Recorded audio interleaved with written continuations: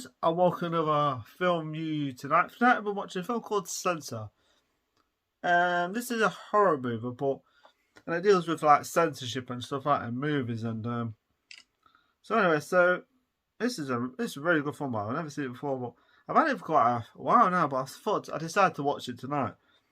So it's a 2021 British psychological horror directed by Prano Bailey Bond. It was produced from... I'll leave that, it's not important.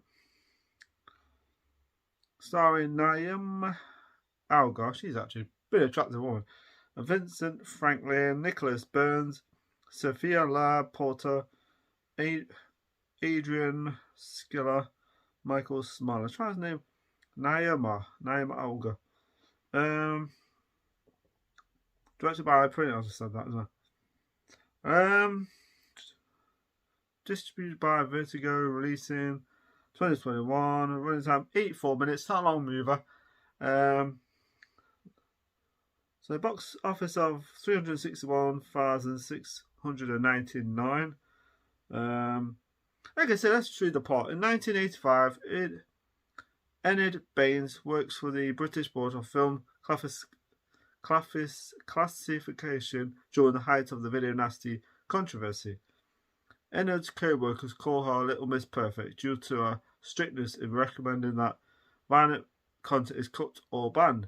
While Enid is having dinner with her parents, they discuss the disappearance of Enid's sister Nina. When the two were little, Enid's parents have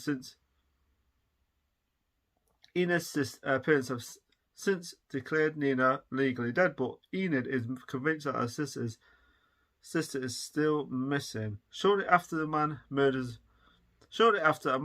his wife and children. A tabloid newspaper links the killings to a film Enid had rated several months prior, naming her as the censor who approved it. Enid starts to receive phone calls threatening and assaulting her on a regular basis. One day, Enid, approached by Doug Smart, a film producer, who claims that he's a bit of a... It's part of the film. He comes up to her and says, "Oh, who's this beautiful?" I admit she's a very attractive woman. I'm sitting there going, "Yeah, I can agree with her." So she's a very good looking one. Very smart looking, very attractive looking.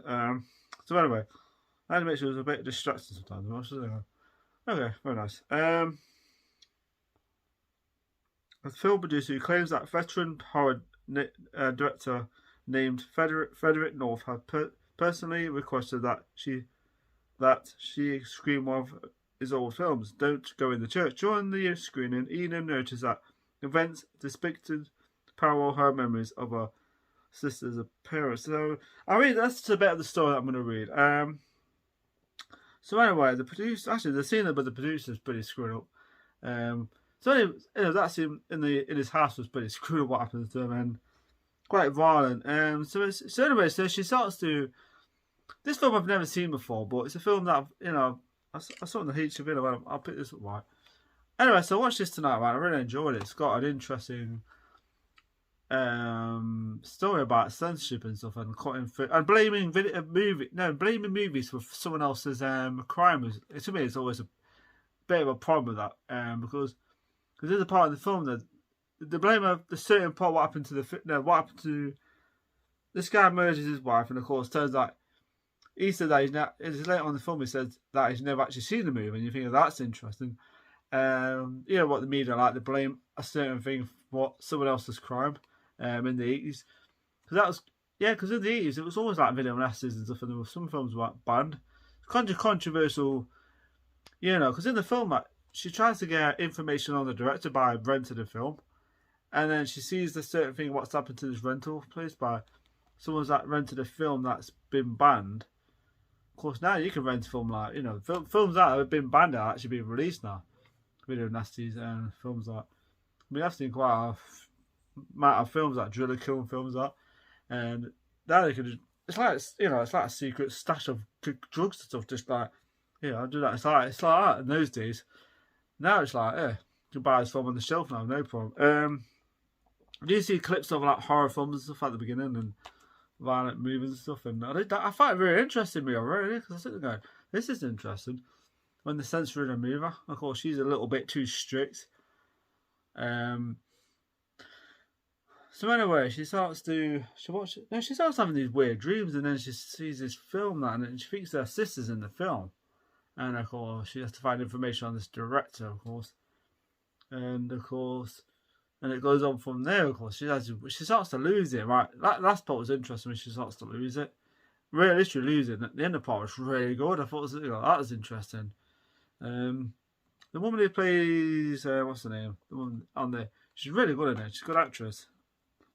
I do like her performances. I think the acting was really good. The storyline was good. It's an interesting ending, and it deals with like censorship and stuff like that, and horror and horror movies and censorship films being censored and blaming movies on someone that commits a crime. It's the movie's fault. And yeah, sometimes I have a problem with that because I've watched so many horror films. I don't go out and murder someone. Heck. So yeah, really good film. Really enjoyed it. Interesting seeing those like how they did the certain censorship and stuff, and because she watches a film called "Don't Go in the Church," and then she starts to like struggles to watch it. She starts to have memories about her sister, and it's like, and then she starts to like vomit and stuff like that, and starts to trigger certain things about it. She goes to the guy's house, what's his name, Doug's house, the producer, and he tries it on with her, flirts, and then something happens to his character. Not very nice, of course, and so she has to turn up. She ends up going to the where they're making the film sequel, I think it was. It's a sequel of the first one. Don't Go in the Church 2 or something. And then things start to go a bit escalate right then, and it's crazy, and you think it's all. And the scene where it's like everything's like happy ending and stuff, and like rainbows and stuff like that, and everyone's like things have been cured, people have been put in prison, and there's no more killings and stuff. And it's like it's kind of weird. It's like, and then there's certain parts where you see the woman's like smiling and she's like panicking. It's like two different powers, two different sides of a coin. It's weird. It's a really good movie. I sat there and thought this film's really good. Really enjoyed it. It's 1 hour 24-minute movie. It's not a long film, but it's really well done. So yeah, really enjoyed it. Okay, well, yeah, there's a lot of scenes in this film where she's trying to find out where her sister is, and it's like, and of course her parents is like convinced that her daughter's dead, of course. So, but she's not. And the end of the part kind of like. I think the end of the part clarifies everything, I think it does. Because she is so convinced this girl, is really attractive girl in this beautiful woman, is like her sister. And you think yourself, maybe it is. But she's like, I ain't got a sister, so whatever. So, and there's like a weird, like, finger going off. It's weird. So yeah, the end of the part was really good. I really enjoyed it. It's interesting. It's an interesting movie about censorship. It's got a decent amount of special features on this too. I've never really seen them, but I might up checking them out. So yeah, what I didn't like about it, not on long enough, I don't think. I said a little. Wish it was on for another 20 minutes or whatever. But I'd have a huge issue with that. But a slight bit, little bit, So okay, what I liked about it, I thought the performances were good. I thought the story was very good. Interesting. The main character really good. And the whole censorship is interesting to watch. We see these films being edited and stuff, and the clips of old films and stuff. I love, I'm one of those guys that love horror films and stuff. It's great. Things that are censored are more like people are gonna go, I've got to check that film out, which is true. I remember when a game called Manhunt came out. That was controversial, and then they had to cut the second one out, and I thought, come on. It kind of ruined the game. I've never really played the second one, Manhunt. The first one, I think they should with the first one. I think the problem was the game wasn't fun. But I did like it. It was hard. The game was creepy. It had some quite disturbing moments in it, but yeah, it was very controversial. The second one was like really controversial. They did the same with the Punisher. They completely censored that. It was a good game though. Hopefully, it's daft. It's just mad. I couldn't work out the whole sense of the second one. Man, I just couldn't understand that. But I still remember when it first came out, it got censored so badly. But I think there's a way to get uncensor the game. I think they did. Someone managed to do that somehow. But yeah, I don't know. Things should be made the way they are, not edited. So yeah, depends really if it's like if it take it too damn far, really far. But anyway, so the rate I'm gonna give this film. Anyway, the performance is great. You know, it's got a good and the ending part was interesting. So the rate I'm gonna give this film is a 4 out of 5 for Censor. Definitely worth watching. You like a good film about censorship and stuff, and a horror, psychological horror all rolled into one. So yeah, interesting.